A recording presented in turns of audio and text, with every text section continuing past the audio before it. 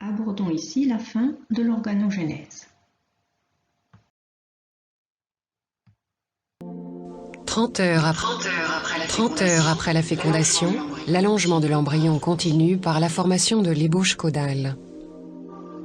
Cette nouvelle structure caractérise le stade du bourgeon caudal. Le corps du futur tétard se modèle. Au niveau de la tête apparaissent les ébauches des yeux et des branchies. Sur le tronc, on remarque le pronéphros, à l'origine du rein, et les somites, destinés à former des muscles. Un organe adhésif antérieur ou ventouse permettra au jeune tétard de se fixer sur la végétation aquatique. Plus en arrière se trouve la région cardiaque. Ces débris cellulaires sont éliminés par l'anus, dérivé du blastopore.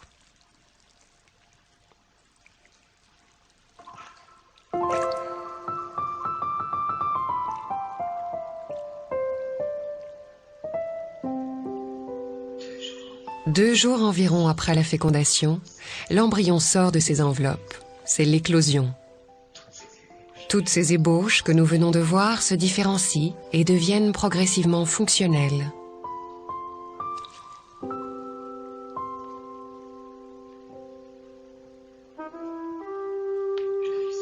L'œil se pigmente.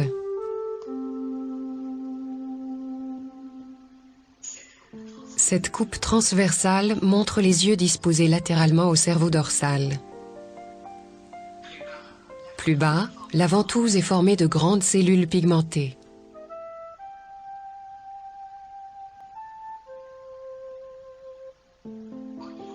Au niveau postérieur de la tête se situe le cerveau, la corne et de chaque côté l'oreille interne.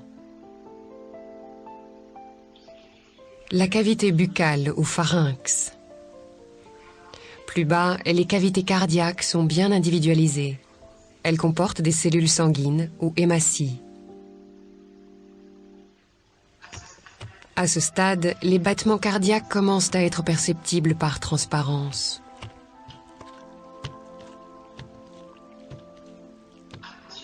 À mesure que la différenciation se poursuit, la pigmentation du futur tétard apparaît sous forme de cellules pigmentaires ou chromatophores, dérivées des crêtes neurales.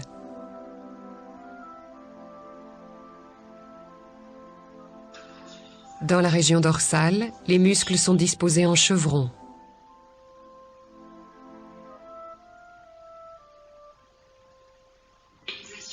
Et ils assurent les premiers mouvements spontanés de l'embryon au moment de l'éclosion.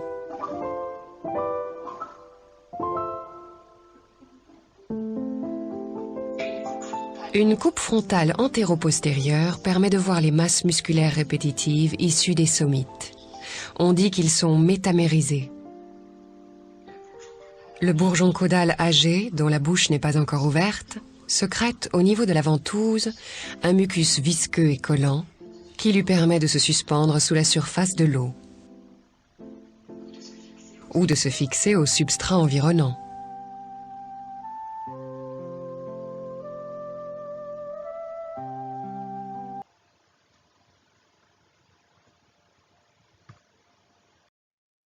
Ce schéma de bourgeon caudal devra être connu, ainsi que celui-ci, permettant notamment de démontrer que l'embryon est régionalisé.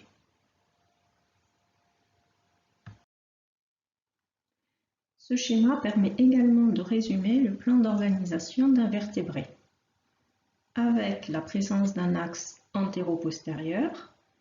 La partie antérieure, l'avant, est ici à gauche, et la partie postérieure à droite. Selon cet axe se distinguent les trois régions typiques d'un vertébré, tête, tronc et queue. Le deuxième axe de polarité est l'axe dorso-ventral, avec ici le dos en haut et le ventre vers le bas. Les différents organes ou ébauches d'organes de l'embryon sont placés de façon précise, ce qui correspond au plan d'organisation d'un vertébré. Ce plan d'organisation particulier permet également de placer cet organisme au sein d'une classification. Résumons ici les différents niveaux taxonomiques que l'on a pu mettre en évidence tout au long de l'embryogenèse. Nous allons ici les reprendre des taxons les plus vastes aux taxons les plus réduits. Ce plan d'organisation est typique d'un métazoaire, puisque c'est un organisme pluricellulaire hétérotrophe. On y repère un tube digestif, c'est donc que l'animal s'alimente à partir d'autres êtres vivants. C'est un triblastique, il y a ici 3 feuillets, l'ectoderme étant représenté en bleu. Cet ectoderme donne l'épiderme, avec notamment à l'avant une différenciation de type organe adhésif. Il donne également le tube nerveux avec l'encéphale vers l'avant au niveau de la tête et plus vers l'arrière, la moelle épinière. Il y a également du mésoderme en rouge. Le mésoderme donne notamment la corde, le cœur et le mésoderme ventrolatéral. Il donne également les vertèbres, représentées ici par des croix. Ces vertèbres sont ici en formation.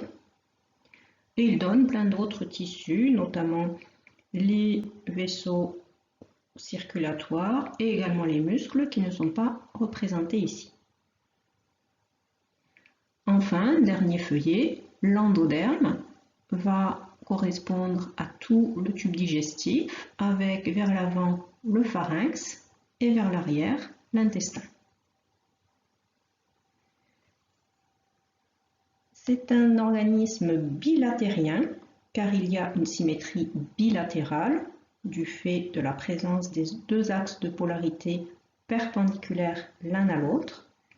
Sur ce schéma, le plan de symétrie bilatérale correspond au plan de l'écran.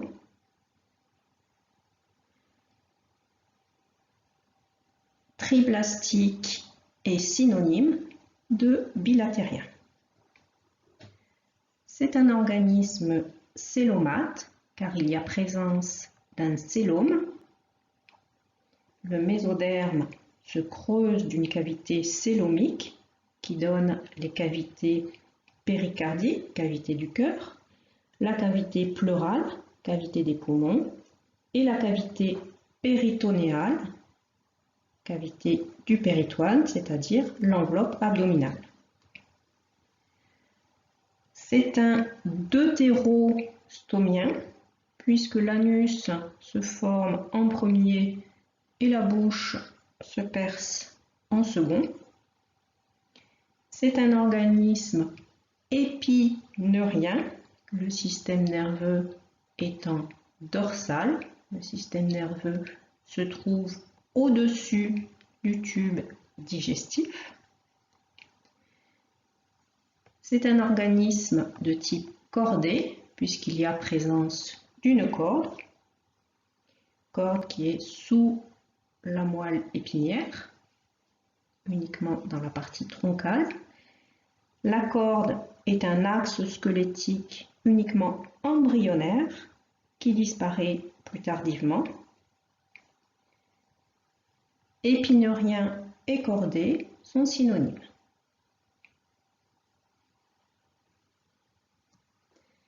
C'est un vertébré puisqu'il y a 3 régions typiques, tête, tronc et queue, avec des vertèbres qui se forment, représentées ici par des croix.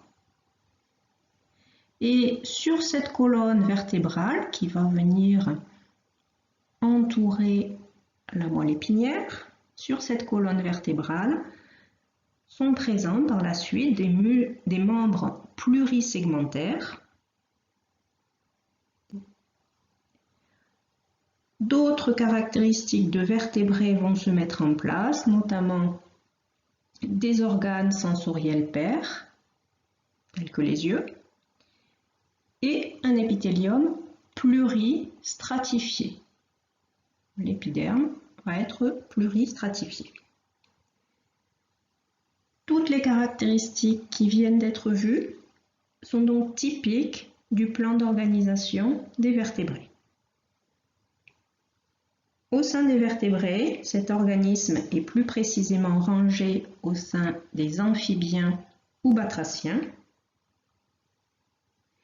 Les amphibiens ou batraciens sont des organismes tétrapodes, c'est-à-dire à 4 membres, présentant une peau nue, sans écailles ni poils, peau nue. Ce sont des organismes à vie amphibie, aquatiques et terrestres, qui ont une respiration branchiale ou pulmonaire, qui présentent une métamorphose lors du développement post-embryonnaire, et ce sont des organismes hétérothermes.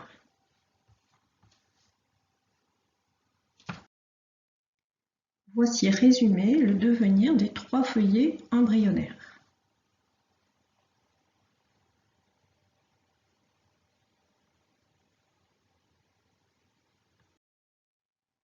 Enfin, vous trouverez en bilan la frise chronologique de la fécondation et du développement embryonnaire, ainsi que différents schémas résumant les principales étapes.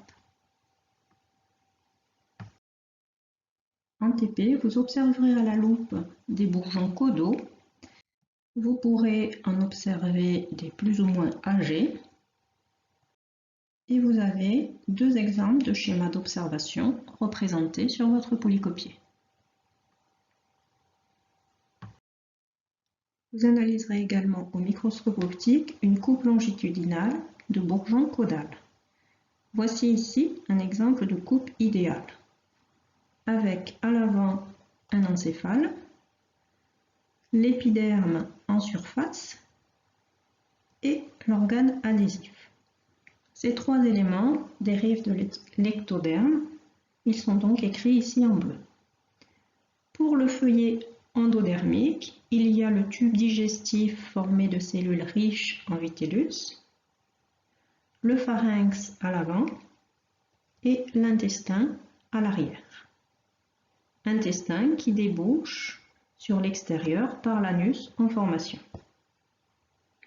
Pour le feuillet mésodermique, on trouve la corde, ici partiellement visible, les somites dorsaux, dont l'aspect métamérisé, segmenté est repérable, l'ébauche de cœur ventrale, le mésoderme ventral et enfin le cœlome. On peut donc ici ajouter l'orientation de l'embryon avec les faces dorsales ventrales, l'avant et l'arrière.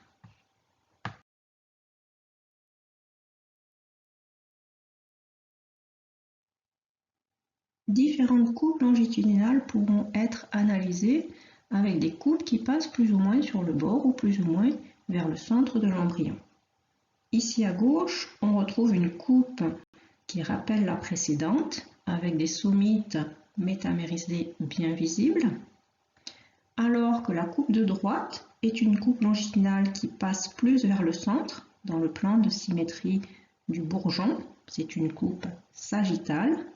On peut alors repérer le tube nerveux qui donnera la moelle épinière et dessous la corde. Un exemple de schéma d'observation vous est fourni au niveau du polycopier. Vous analyserez également au microscope optique une coupe transversale de bourgeon caudal passant vers la partie postérieure du tronc et une autre coupe transversale passant plus vers la partie antérieure du tronc. Pour ces coupes, vous avez un schéma d'observation qui est représenté.